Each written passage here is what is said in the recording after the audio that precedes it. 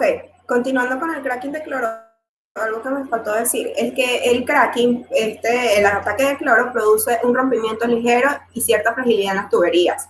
Esto conduce al endurecimiento de la tubería, que puede dejarlas quebradizas y por lo tanto susceptibles a las fallas mecánicas. Aquí hay un ejemplo de unas muy rápidamente los cracking. Aquí se ve, por ejemplo, en el caso de un caucho y una tubería. Aquí tenemos la depolimerización química. La depolimerización química, a diferencia de la térmica, es que no ocurre por temperatura, sino que esto ocurre explícitamente por agentes químicos, mediante la solvosis o la hidrólisis. Esta tecnología no ha tenido muchos avances debido a que se han obtenido polímeros que al obtener los monómeros no se obtienen al fabricar polímeros con los monómeros obtenidos no se obtienen buenas propiedades. Entonces todavía está en desarrollo, pero es como un nuevo avance en la tecnología, lo cual da la esperanza de poder reducir los desechos de polímeros mediante agentes químicos. La más estudiada ha sido la depolimerización química del PET. Como en comparación de la térmica no hay muchos avances, como dije ya, y actualmente los residuos plásticos pueden convertirse en otros productos químicos valiosos mediante esta técnica que todavía está en desarrollo. Esa es la hipótesis. Aquí está el PET, voy a explicar esto nada más. Aquí está la hidrólisis, como ves, se forma el tereftalato y el etilenglicol, pero no se encuentra en su estado completamente recuperado, pues. Y por esto no se han obtenido los avances que se quisieran. Ahora, con respecto a la degradación biológica o la biodegradación, es la que se produce por la presencia de microorganismos o enzimas que producen los microorganismos, como hongos, bacterias, entre otros. En este tipo de degradación es típica de los polímeros naturales, entre los que están la celulosa y el almidón de maíz, que es la materia prima para producir.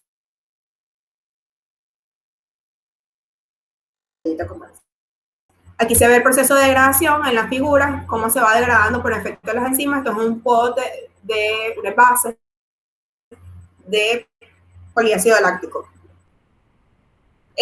Los microorganismos cuya acción se combate con limpieza y aislamiento físico producen la pérdida del material porque ellos se lo consumen.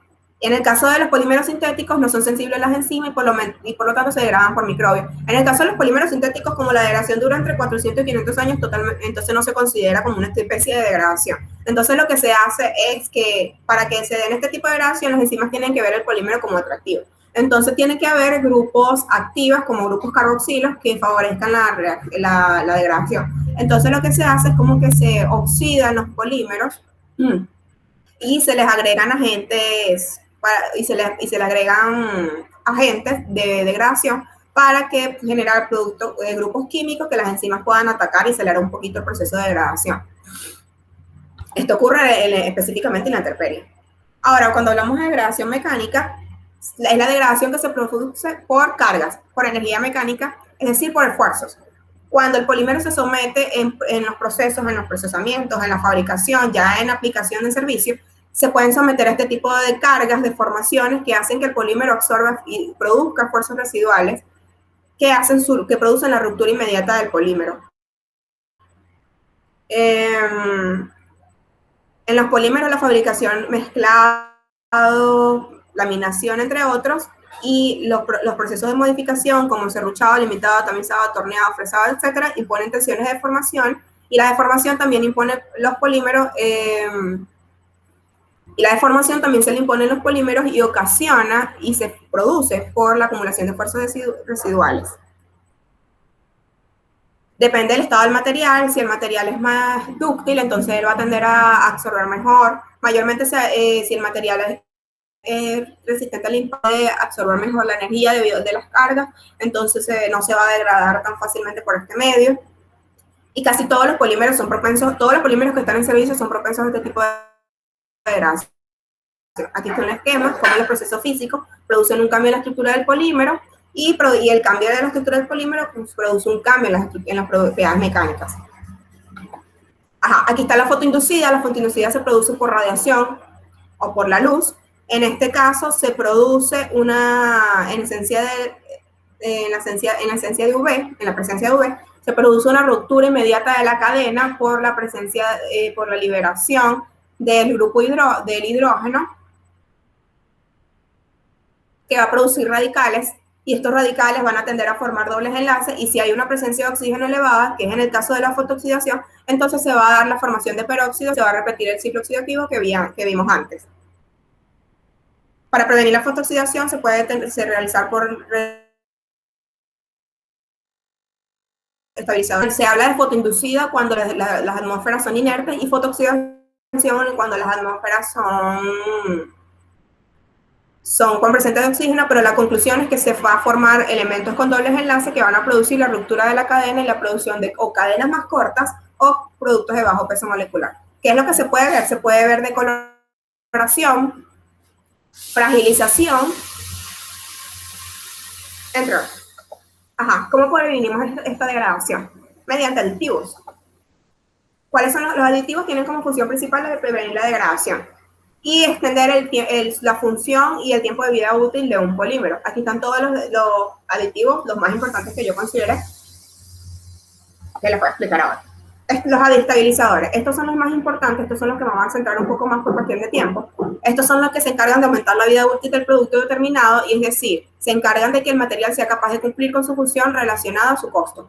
Es decir, si un polímero es muy costoso, entonces se supone que tiene que garantizar que cumpla con su función y el tiempo de vida útil, porque si no, no vale la pena, es una pérdida económica.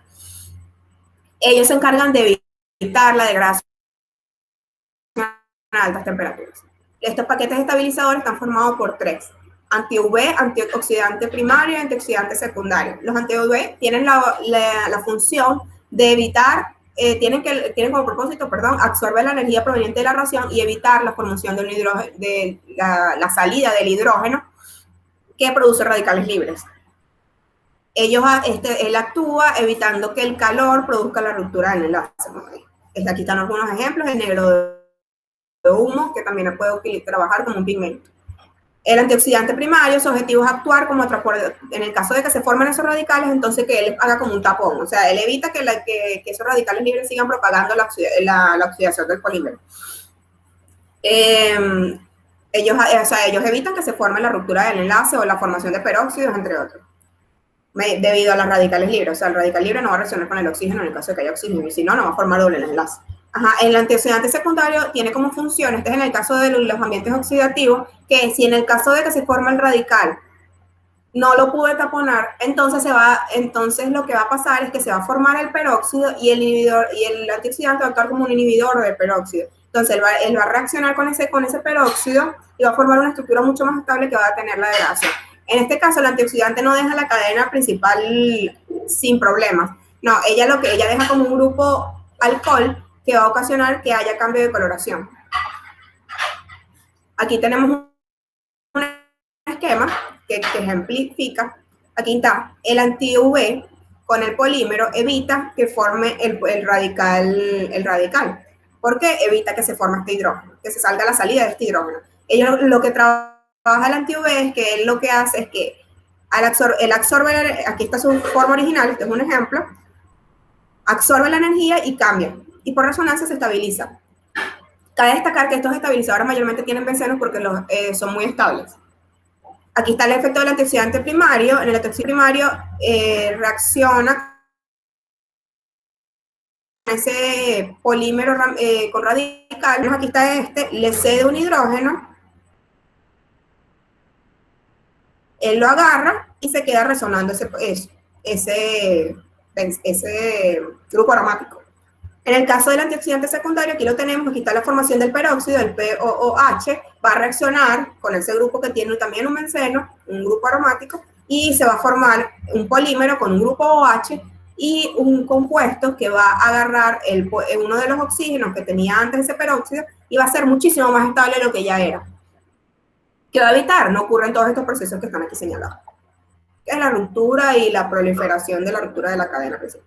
En el caso de los lubricantes, tienen la función durante el procesamiento específicamente. Ellos evitan que haya fricción entre las cadenas, ellos evitan que haya fricción viscosa entre las cadenas del polímero o entre la maquinaria para evitar el calentamiento del polímero y, por supuesto, su degradación térmica. Hay dos tipos, lubricantes externos que se encargan de reducir la lubricación y los lubricantes internos, su función es disminuir la fricción entre las propias moléculas del polímero, porque los polímeros, igualmente, si están interaccionando, hay un roce que produce calor y ese calor produce degradación. Ese roce se llama, produce cizalla. Los plastificantes tienen la misma función que los lubricantes en el sentido de que ellos se encargan que durante el procesamiento el polímero no presente degradación térmica debido a la fricción. Son sustancias que, en este caso, los plastificantes modifican las propiedades del polímero porque, y las mejoran debido a que ellas interactúan con el polímero mediante puentes de hidrógeno y queda como una mezcla homogénea. También hay dos tipos de plastificantes, los externos e internos. Los externos se incorporan al polímero en la etapa de procesamiento y el polímero queda ligado al plastificante por fuerzas dipolares, que fue el caso que mencioné anteriormente, y los internos se agregan mediante copolimerización, es decir, se agrega otro polímero para mejorar esa movilidad de los polímeros. Ahora, las funciones generales: reduce la viscosidad, temperatura de procesamiento, temperatura de reblandecimiento. Cabe destacar que si la temperatura de procesamiento es muy alta y la de reblandecimiento, bueno, el polímero se degrada por temperatura. En el caso del PVC, aumenta su flexibilidad. El PVC es un caso particular, él no puede vivir sin plastificantes porque el PVC es altamente degradado. O sea, él se degrada por temperatura. Ajá, aquí tengo otros casos, lo que es el antibloqueo, el antiestático. Ellos evitan la acumulación de cargas. Entonces, es decir, ellos evitan la degradación mecánica. En el caso de los antibacteriales, evitan la degradación biológica. Las deslizantes y antideslizantes se encargan de trabajar, en el caso de los deslizantes, facilitar el procesamiento de las películas y son mayormente lubricantes externos e internos. Y en antideslizantes se encargan de aumentar el coeficiente de fricción para evitar que los productos no se puedan tener la fricción adecuada para que no haya una ruptura. Por lo menos, por ejemplo, una silla, si te quieres sentar sobre la silla, si ella se desliza, se va a romper, entonces se va a perder el material. O sea que también tiene que ver con la degradación de cargas. Cuando hablamos de cargas, son los materiales sólidos que se añaden para mejorar la rigidez y bajar los costos. Los nucleantes tienen su propósito de mejorar las propiedades ópticas, como brillo y transparencia, y la rigidez del polímero también. Ellos son muy importantes para el caso del polipropileno. También su función, ellos son como más a nivel estético. Las cargas aumentar la rigidez, aumenta la durabilidad, es decir, que los efectos de desgadre y penetración de los polímeros sea menor. Es decir, evitan degradaciones mecánicas debido a aplicaciones de esfuerzos constantes del impacto. Entonces, ellos lo que hacen es que hacen que el polímero absorba la mayor cantidad de energía posible y se evitan estos efectos. Los ayudantes de proceso son resinas de bajo peso molecular que facilitan el proceso porque aceleran los procesos de fusión y mejoran las propiedades biológicas del polímero. Cuando hablamos de viscosidad y su comportamiento viscoso, que evite el aumento acelerado de la temperatura o la fricción entre el polímero. Los pigmentos se encargan de dar color, pero sin embargo los pigmentos no solamente pueden dar eso. Por lo menos el negro de humo y el óxido de titanio, lo de negro de humo trabaja como un protector para UV. Y el antioxidante también se utiliza como una especie de protección, aparte que le da la coloración. Se utilizan para evitar los problemas de degradación fotoinducida. Los agentes espumantes tienen sus funciones en las espumas y los agentes retardantes de la llama tienen la función de evitar cuando hay de evitar la proliferación de una llama. Es decir, cuando hay el conato de incendio se produce por combustión, por presencia de oxígeno y por calor. Ellos lo que se encargan es que cuando son moléculas de gran peso, son moléculas grandes que al emitirse van a captar el oxígeno y evitar que se dé la degradación térmica del polímero por calor. Produce una reacción térmica enfriadora y ese polímero y esa molécula o material se va a depositar encima del polímero. Voy a detener aquí y continúo.